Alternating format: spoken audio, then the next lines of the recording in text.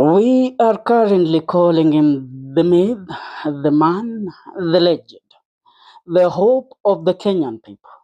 I mean, you all can see the crowd that this man pulled today.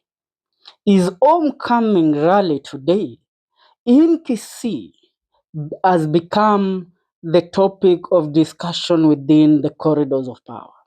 I mean, those that were opposing him from Kisii County are currently bedding towards Honorable Fred Okengo Matiang'i.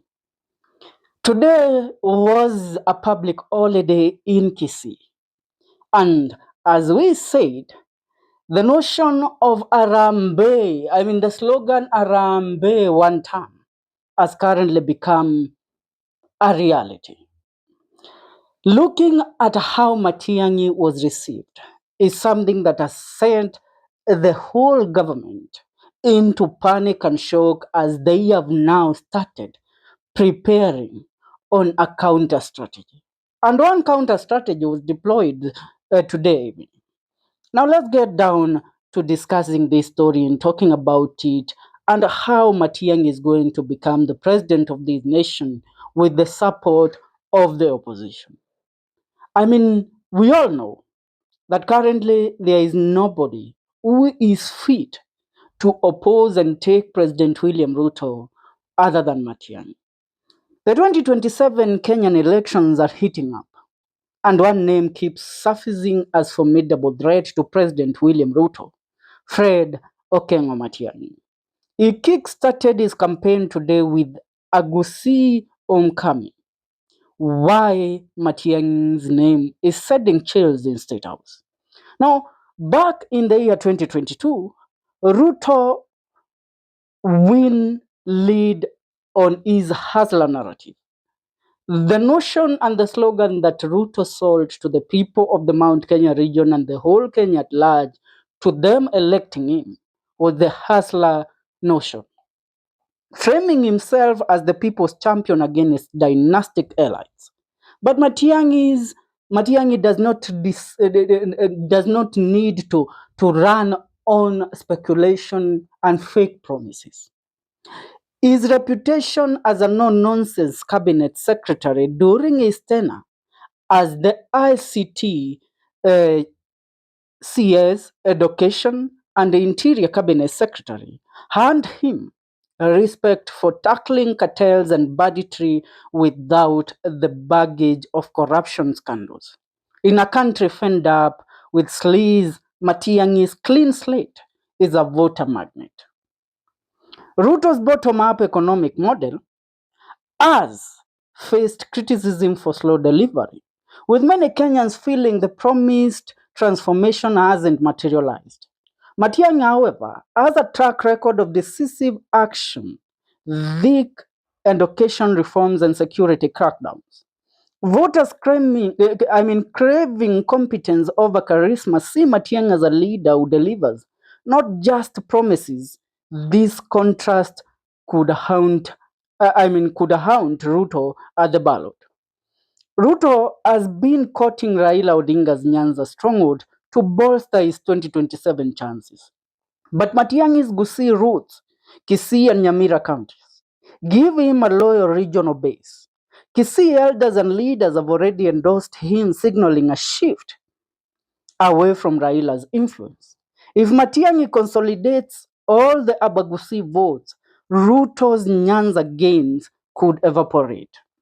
The opposition is fragmented, with Kalonzo Musyoka, Martha Karua, and Rigathi Gachagua all eyeing the presidency.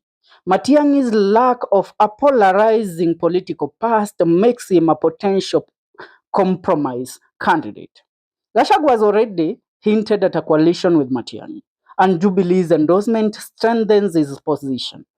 If he unites Azimio and other functions, Ruto faces a consolidated and incubator wave. Ruto's popularity has waned among Kenyans youth due to economic woes and the 2024 Gen Z protest. Matiang'i's low-key, work-focused persona resonates with urban educated voters who prioritize governance over tribal rhetoric.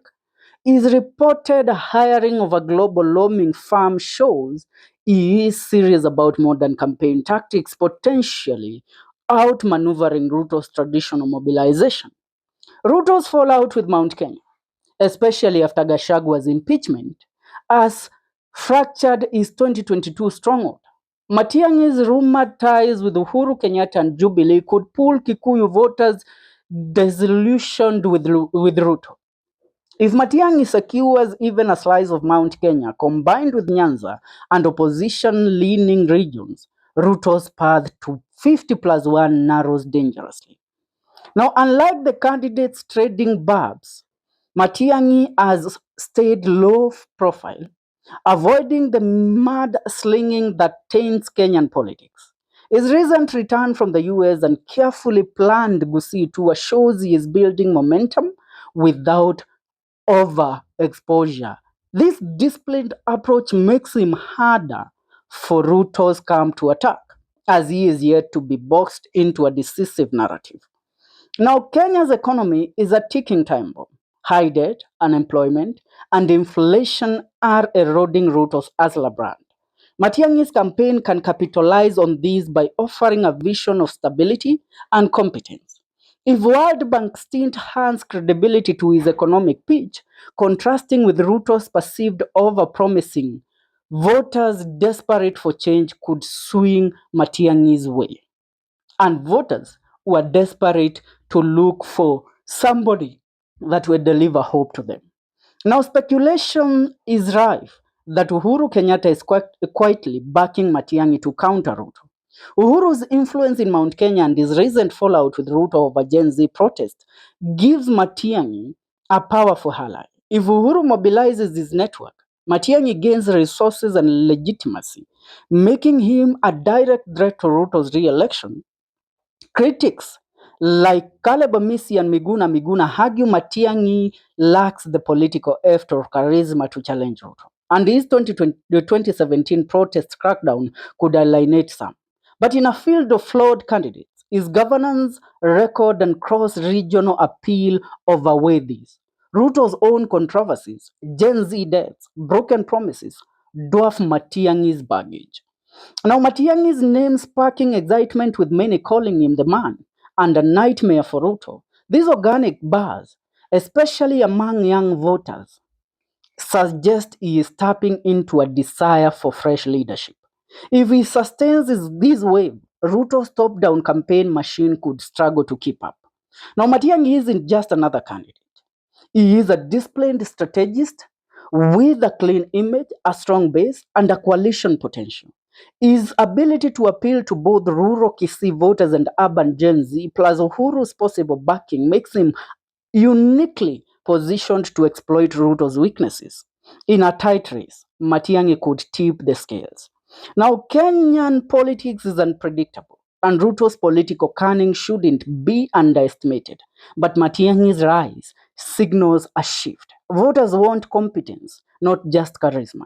If he plays his cards right, 2027 could see Ruto facing his toughest fight yet. Now, let's look at this in the analytical dimension. We call it the Matiang'i's effect. And we all agree that Matiang'i is the most credible candidate that is able to send William Ruto home. We agree. We have a lot of people in the opposition coalition. But who has had a massive homecoming rally like the one Matiang'i has? Nobody. Not Rigathi, not not Kalonzo, not Martha Karua, nor Eugene Wamalwa. The only man that has proved to be a strategist as Matiang'i is none other than the governor of Trans Nzoia, George Natembeya. Now, this tells you what? If Matiang'i and George Natembeya join hands as the presidential and deputy presidential candidate, that will make Matiang'i a possible president. I mean, the one-term thing that we have all been hearing about President William Ruto is actually coming to pass. Now, let me tell you what is happening in State House. They expected that Matiang'i's return would be just a normal return, like the way Rigathi Gachagua was impeached, and Rigathi Gachagua made a few stops in Mount Kenya, and I mean the wave of Rigathi Gachagua was shut down immediately. But Matiang'i came, sat down, strategized, and then he has made his first move. Now, this first move has made President William Ruto to call for urgent and emergency meeting in State House. And today, he went ahead to give an order to Raila Odinga to counter Matiang'i's influence of Matiang'i's homecoming rally today. They sent Raila Odinga to give a press statement where Raila Odinga flawed in everything he did, like going ahead to say that people should stop accusing and pointing fingers at the Nairobi Governor Johnson Sakaja. And now let's look at this factor.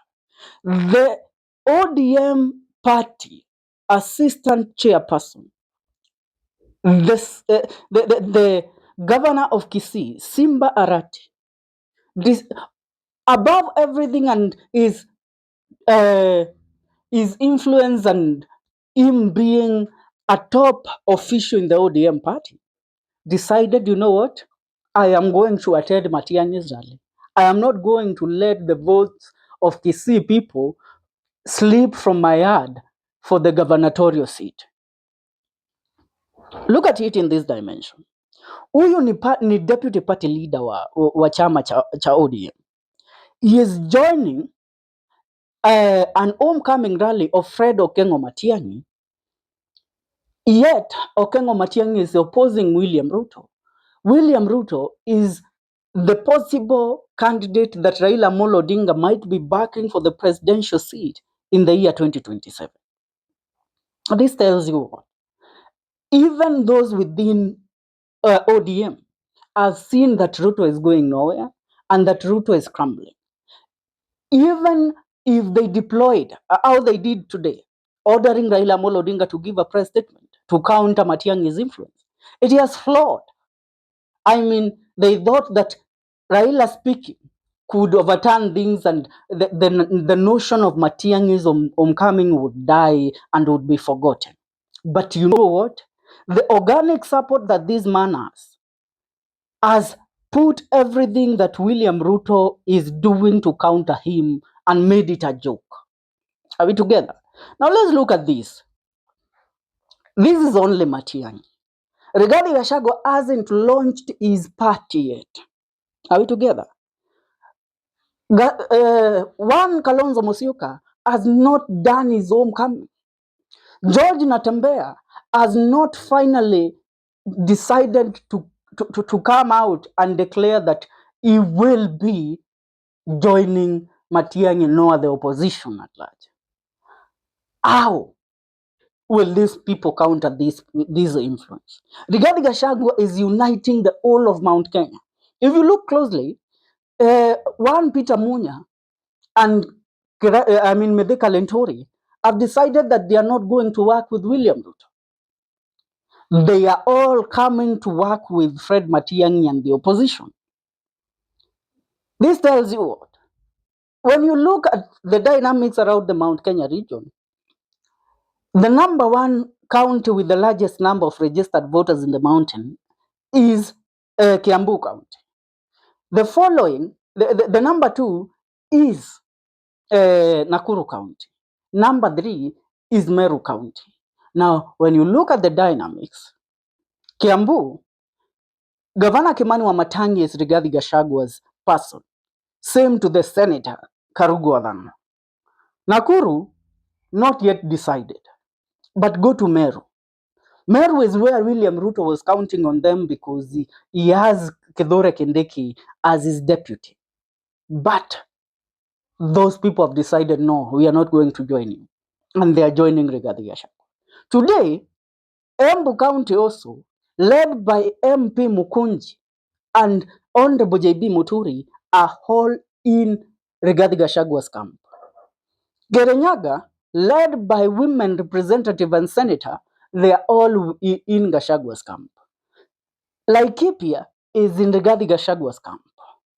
Nyeri is Rigathi Gachagua's home county. Murang'a is Rigathi Gachagua's staff. When you combine all this, even Nyandarua is Rigathi Gachagua's staff. Kiambu also. Nairobi is divided, but most of them are all saying Ruto must go. So they will follow the opposition. It is clear that there is no way William Ruto is going to counter this. Wameita mikutano. They have told Osoro to try and curb Matiang'i. I mean, Osoro ni kama inzi kujaribu kucheza na Matiang'i. If there is the first person who will become Matiang'i's casualty of war in politics is Silvanus Osoro, the MP of South Mugirango in KISII. Looking at all dynamics, imagine Natembeya alete kura za Waluya. Currently, tunaona James Orengo anaweza ondoka kwa mrengo wa Raila Amolo Odinga. If James Orengo leaves, he will leave with a lot of followers. Bring them to this opposition side. Natembeya hapa. Tuko na Rigathi Gachagua na Mount Kenya region yote hapa. Tuko na Kamba votes with Kalonzo Musyoka in the picture. Wanna tell me how these people are going, tell me how William Ruto is going to survive these Matiang'is thing. Leave a comment on the comment section. Tuungane katika video zetu zijazo. Kumbuka kusubscribe. Hii ni The Kenyan Day.